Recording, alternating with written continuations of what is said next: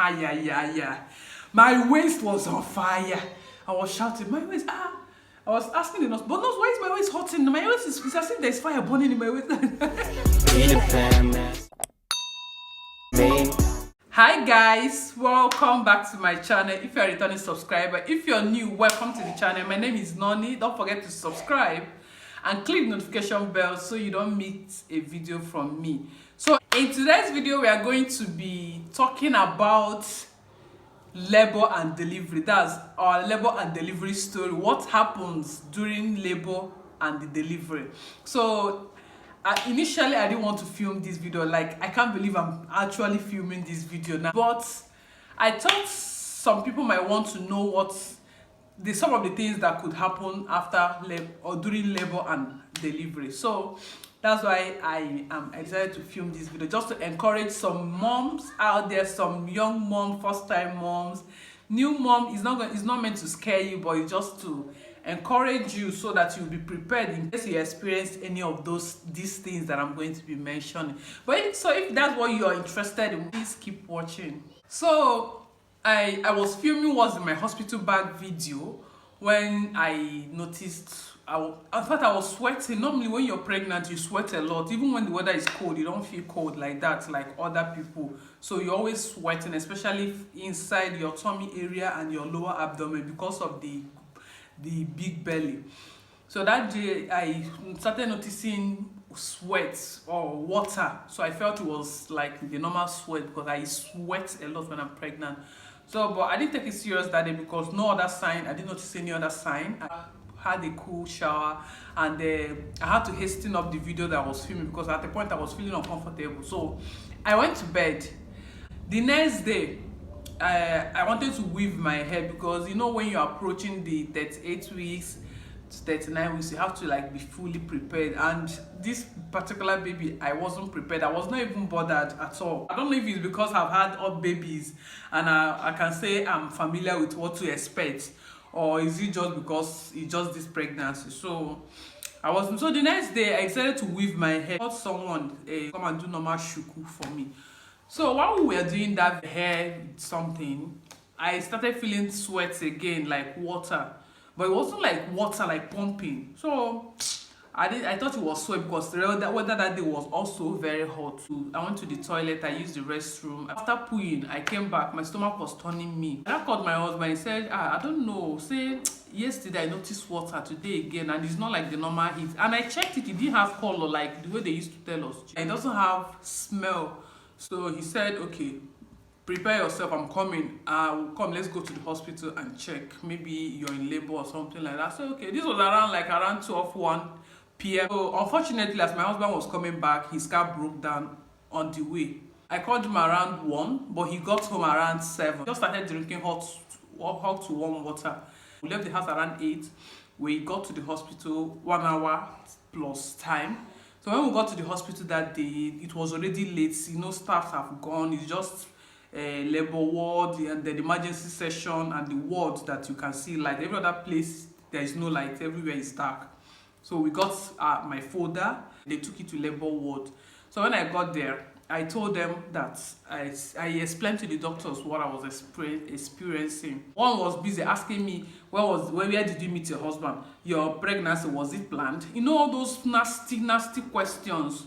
He was asking me, was the pregnancy, is it love, the pregnancy, is it out of love? Your husband, how old is your husband? They were asking me funny questions. I was very angry. Later saw a senior doctor. Then I spoke to him and I said, okay, he checked me.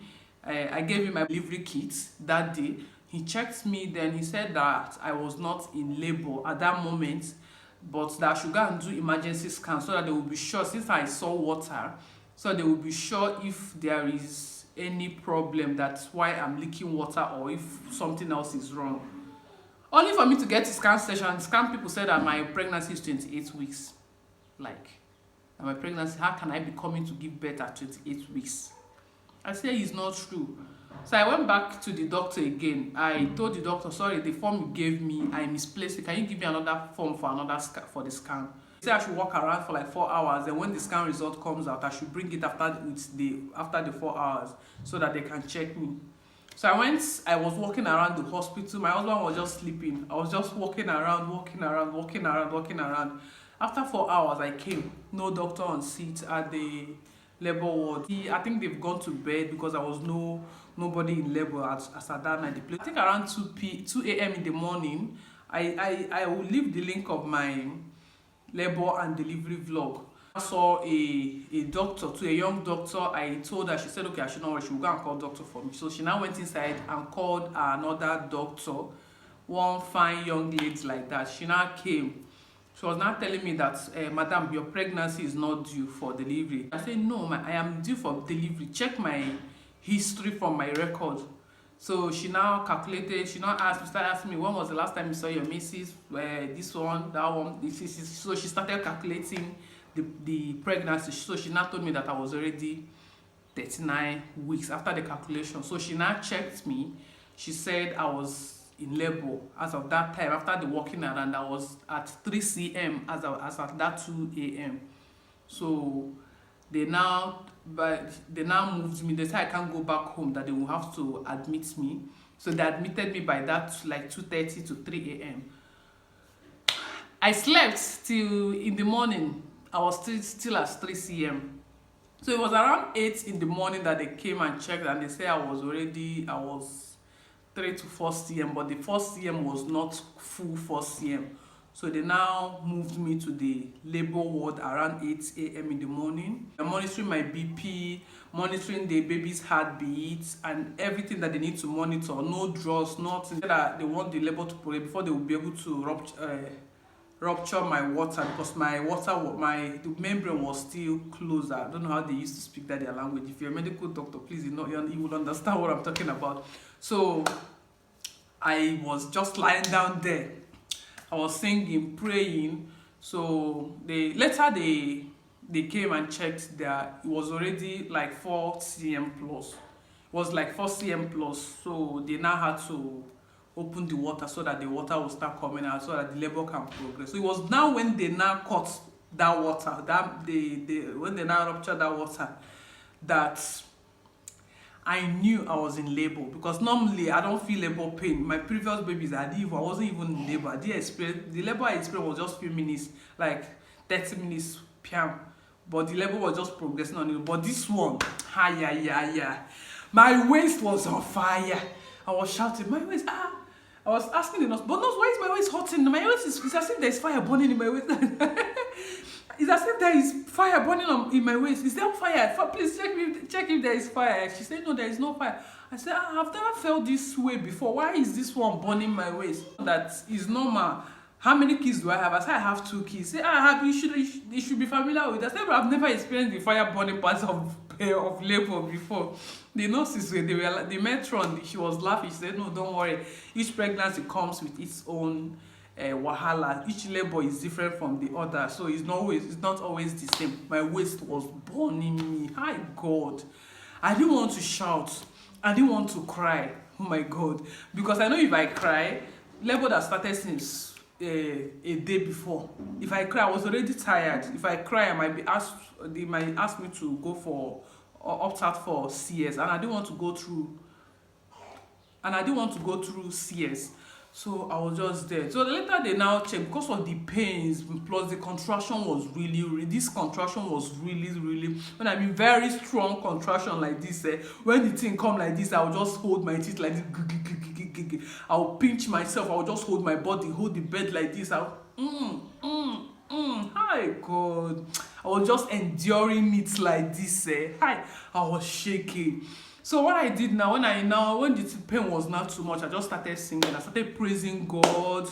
Luckily for me, the lady too that was in the same labor ward, when I started singing, she was already in the labor ward before I came. So she joined me. We are now singing, praising God, singing praises to God there. Once the contraction come like this, I will start singing. I'll say, merciful Jesus, oh merciful Jesus, ever merciful Jesus, Daddy, I trust in you. That was my song. Though my husband have gone to work, nobody was with me, so I had my phone in case there's anything that I need to make up. After from that 8 a.m. till 11 something, then I wanted to poo. They now checked my BP. My BP was very high as of that time. God, they said no. So they were not asking me, Madam, are you on EPIDURAL? I said my BP was never high when I was pregnant too. So I don't know, this one people are telling me that my BP was high. I didn't experience high blood pressure while I was pregnant. She now went to call doctor. BP, I command you in the name of the Most High to come down to normal in Jesus' name. That was the only prayer I made. Doctor now checked. He said, no, my BP is normal. That is not bad. Next time I started shouting, I want to poo-poo. I want to poo-poo. I want to poo. I want to poo. Then I said, okay, that I should go and poo. But before then, they checked me to check how far I've gone in my labor, how many centimeter. So they now checked me. They now asked me if I can go and poo. I went and poo, and I came back. I laid down back again. Then another poo came. This one came with fire. Hi! As my waist was burning, the poo was coming. I was shouting, I want to poo. I want to poo. So I was shouting. Then the matron now said that no, that I should wait, let them check me. They now called the doctor. The doctor now checked, say no, that I should not poo, I should wait.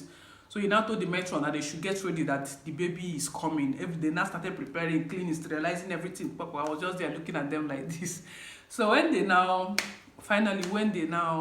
I told them I want to poo. They said I should poo there. So I was now, I was so shy to I was very shy to poo. You know, poo. How can you poo when people are looking at you? It's not like his own. Student doctors were there, 2 matron, 1 doctor plus their oga. Everybody was there looking at me. I was very shy. I said, no, I can't poo. She said, poo now. So when they now finished arranging everything, because then they said I should hold on the poo, let them arrange the place I will poo. I didn't know that the baby was coming with the poo. Hi. So when I wanted to give birth, they now said, okay, they now checked me. They say no, that my bladder is very full, that I should wait for them to offload the bladder. They now emptied my bladder. They now asked me to when I finished pooing, they now say I should push. They removed the poo. They now say I should push. Push! I don't get strength. I didn't have strength. I was fully in labor, but I was not fully dilated. I don't know what it means, because the thing was so painful. This thing was very tight as of that time. So they had to give me a cut. They were like that I'm supposed to be fully dilated, even because my baby is already, they were already seeing my baby's head. So they now asked me to push. They now gave me a cut and now asked me to push. They now pull. I now push, and baby came. My baby came. The cord was tied on her neck, two times on her neck. So the matrons just rushed the baby like this. The matron held the baby. The doctor was removing the cord from my baby's neck. Now I started checking for her heart, because she was not moving at that time. I felt maybe the baby was already gone. God forbid. I was just in shock. I was just looking at them. I took my phone. I wanted to record the whole thing, but when I realized that my baby was not moving, I didn't even know when I dropped my phone on the floor. I was just looking at them like this. I was not like, God, after this whole stress, the whole pain I passed through the pregnancy, and I'll come and lose this baby. And they're saying it's a lie. God, you will never do a work, have job. I say, God, you said that we will give birth and we'll carry our babies, because they are blessings from you. We will not die young. This baby have come to this earth, and this baby must stay. This is how I was talking to the doctors. They were looking at me. I was just telling them, I said, this baby, you have come and you must stay. You are not going anywhere. For the fact that you have passed through the whole journey till this moment, there is nothing that will make you go. You saying that thing, they thought I was going mad. So the doctor, they started checking for the baby's heartbeat. They put this in to check the baby's heartbeat. They were shaking the baby, hitting the baby to see if my baby would cry, because the baby was really big. The whole body was just black with I don't know what it is, whether it's poop or anything. So so before the baby now cried, I said, thank you, Jesus. They cleaned the baby up. They checked me. So I told the doctor that when I had my other baby, I had PPH. Just in case, maybe if there's any drugs that they can give me to prevent anything of such. And then I asked the student doctor to come and bring out the placenta. They now brought out my placenta. They now put their hands in my tummy to press it so that blood will come out and everything. So they finished everything, cleaned me up. Then they stitched me. They now asked me to pee. Then before they gave me that injection and that tablet that they used to put in the anus because of bleeding. So then after the whole thing, they now took me back to the labor ward, because at that point there was so many people, so many women in labor, and the labor ward could not even contain. So they had to move some people out. Normally they were supposed to observe me because of that PPH for a very long time before they would let me go back to the labor ward. But because there was no space, and at that point I was not bleeding, after like 2 to 3 hours, I was not, like around 3, I was not bleeding. They now took me back to the labor, but they put me under close observation though. When we went to the ward, and my husband now went home to go and get food for me, get hot water or whatever that I would eat. The baby was already sleeping. I've already put baby to breast. You know, normally when you give her, they say put baby to breast. I've already put baby to breast. Then I went to sleep. I tried to sleep, only for me to be sleeping. Then I felt myself swimming in the ocean. Like I didn't know I was swimming in the pool of blood. And I was alone. I woke up. I saw on my bed was, you know, normally they will use Macintosh, then the whole bed was filled with blood. It was just like water poured on top of the bed, both the floor and in the ward I was, we are just stood there too. And the lady, she had CS, is her mom. They didn't even notice. Now normally they won't even notice because everybody's mind your business. So when I now woke up, I stood up. I started feeling dizzy. I couldn't even talk. I was shaking. I couldn't even talk. I was just waving my hand. Luckily for me, she looked in my direction. I said, please. I just did like this. Please come. Please come. She now came. Immediately she saw the blood on the bed, on the floor. She was even scared. She just rushed and called the nurses. They came. They now asked me, Madam, what happened? This one. I said, I don't know. I just woke up. I saw myself. Didn't you pad? I padded. They now gave me, they said I should remove the pad. I removed the pad, changed, because I was using disposable panties. So I removed the panties and the pad. Then I put another pad with another panty. Instantly, it was soaked because it was double padding that I was doing. Instantly, the thing was just pouring like water. So they had to rush me back to the labor ward. Hi, that was where I saw hell. I saw death and I came back. Oh my God. I saw death and I came back. So then when they now took me back to the labor ward, they called the doctor that took care of me. He was about to close because he was already handed over to another doctor.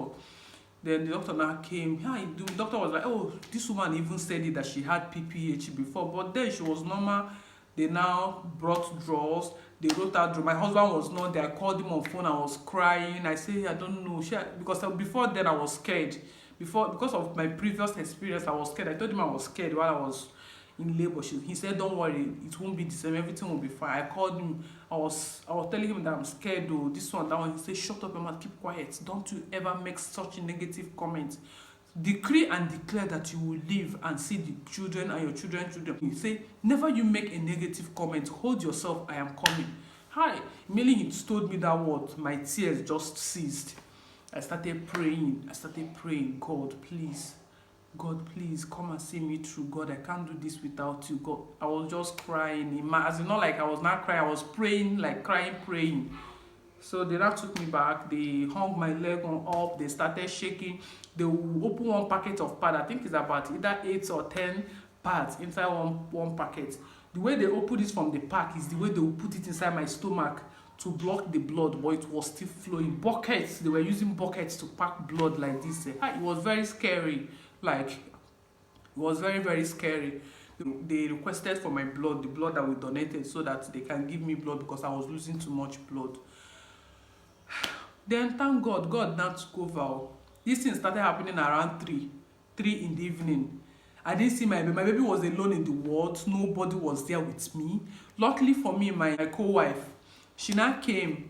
Luckily, because when I gave birth, she called me and said, what can I do? I said, no, the only thing I need from you is come and help me carry the baby. Because when I gave birth, I was still in labor. Like my stomach was still going up and coming down. Even my friend Jessica Turnover, she came to see me that day. She saw after labor contraction. I was having after labor contraction. It was very serious, like I was still in labor. You can think, at a point I was thinking maybe there is another baby in my tummy. I told my co-wife to please come, that I can't even lift my baby because of that contraction. The thing is very, very strong. I didn't know I was going to have bleeding. So when I was now in the labor ward at the emergency session, when she called me, I said, please come, just come. I directed her the place I was, as in the ward. So when she got there, she now called me that where am I? I said, go there, you see the baby that is in the first bed is my baby. Carry her, I'm in the labor ward. Please take care of the baby until I come out. I didn't see my baby throughout that day. I was there till they were able to control the blood.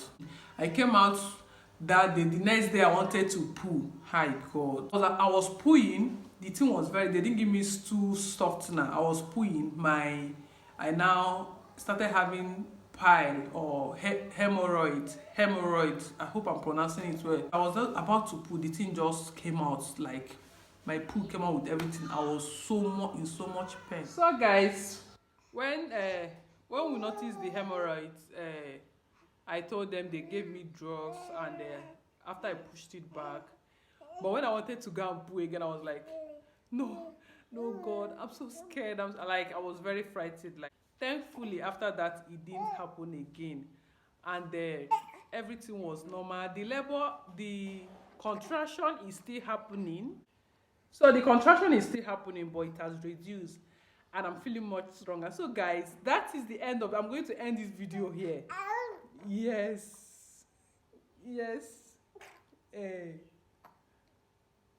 So I'm going to end this video here. I hope you enjoyed. This is not to scare you or anything, but this is just to encourage someone out there that you're not alone. If you're experiencing this kind of thing, the only thing you can do is to reach out to your doctor. It can be attended to, because if I didn't go to a good hospital, maybe it would have been a different story. Like, yes, I've seen some people that gave birth and they died while bleeding. But God is always on our side, and we pray He continue to be on our side. So guys, I hope you like the video. Please don't forget to like, comment, share, and leave your own experience in the comment section. If you're a mom and you had any experience after your delivery, I'll be glad to hear your experience too. And I'll see you guys in the next one. Bye.